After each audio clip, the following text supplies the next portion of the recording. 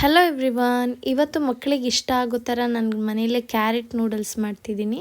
ಇದಕ್ಕೆ ನಾನು ಕ್ಯಾರೆಟ್ಟು ಮತ್ತು ಪೆಪ್ಪರು, ಜೀರಾ ಎಲ್ಲನೂ ಒಂದು ಮಿಕ್ಸರ್ ಜಾರ್ನಲ್ಲಿ ಹಾಕಿ ಚೆನ್ನಾಗಿ ಗ್ರೈಂಡ್ ಮಾಡ್ಕೊಳ್ತಿದ್ದೀನಿ. ಮತ್ತು ನೆಕ್ಸ್ಟ್ ಇದಕ್ಕೆ ಗೋಧಿ ಹಿಟ್ಟು ತೊಗೊಂಡಿದ್ದೀನಿ.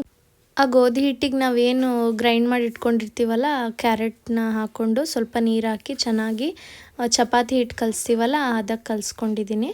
ಕಲಿಸ್ಕೊಂಡು ಈ ಥರ ಚಕ್ಲಿ ಒಳ್ಳಿಗೆ ನೆಕ್ಸ್ಟ್ ಅದನ್ನು ಆ ಹಿಟ್ಟನ್ನು ಹಾಕಿ ಇಡ್ಲಿ ಪ್ಲೇಟ್ ಮೇಲೆ ಈ ಥರ ಶಾವಿಗೆ ಥರ ಒತ್ಕೊಳ್ತಿದ್ದೀನಿ.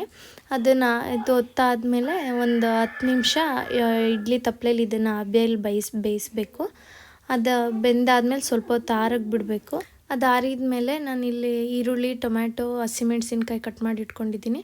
ಅದನ್ನೊಂದು ಬಾಳ್ಗೆಯಲ್ಲಿ ಎಣ್ಣೆ, ಸ್ವಲ್ಪ ಈರುಳ್ಳಿ, ಹಸಿಮೆಣ್ಸಿನ್ಕಾಯಿ, ಶುಂಠಿ ಬೆಳ್ಳುಳ್ಳಿ ಪೇಸ್ಟು ಮತ್ತು ಟೊಮ್ಯಾಟೊ ಅದೆಲ್ಲ ಹಾಕಿ ಒಂದು 2 ಮಿನಿಟ್ಸ್ ಫ್ರೈ ಮಾಡಿ, ಉಪ್ಪು, 1 ಸ್ಪೂನಾಗಷ್ಟು ಟೊಮ್ಯಾಟೊ ಕೆಚಪ್ಪು, ಸ್ವಲ್ಪ ಖಾರ ಪುಡಿ ಹಾಕಿ ಒಂದು 2 ಮಿನಿಟ್ಸ್ ಮತ್ತೆ ಫ್ರೈ ಮಾಡಿ, ಸ್ವಲ್ಪ ನೀರು ಹಾಕ್ಕೊಂಡು ಅದಕ್ಕೆ ಮ್ಯಾಗಿ ಮಸಾಲ ಆ್ಯಡ್ ಮಾಡಿ, ಈ ಮಾಡಿಟ್ಕೊಂಡಿರೋ ನೂಡಲ್ಸ್ ಆ್ಯಡ್ ಮಾಡಿ ಒಂದು 30 ಸೆಕೆಂಡ್ಸ್ ಫ್ರೈ ಮಾಡಿದರೆ ನಿಮ್ಮ ನೂಡಲ್ಸ್ ರೆಡಿ.